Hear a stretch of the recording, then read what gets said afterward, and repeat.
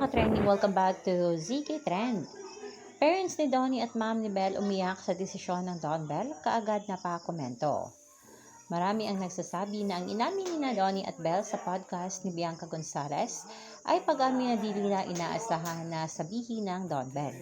Akala ng lahat ay aminin na ng Don Bell ang tunay na estado ng kanilang relasyon. Ngunit iba nga ang inamin ng dalawa.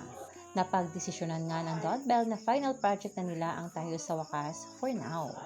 Maraming nalungkot sa desisyon na ito ng Don Bell.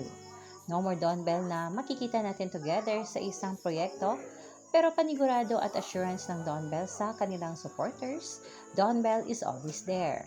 Wala man silang cameo together pagkatapos ng kanilang movie, ngunit Don Bell is always Don Bell outcome. Kung umiyak man ang mga taga-suporta ng Don Bell, mas lalo na nga ang number 1 Don Bell fan nila ang kani-kanilang pamilya. Inamin ni na Donnie at Belle na kapwa umiyak ang kani-kanilang mga magulang.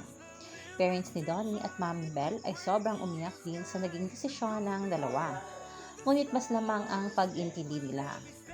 At sa naging post ni Donnie ay maraming mga nagkomento na mga artista at isa na nga riyan ang mom ni Donnie na noon pa man ay vocal na Don Bell fan siya.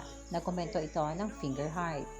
At marami pang malalapit kina Donnie at Belle ang napakomento sa post nga ni Donnie na road to 1M likes na.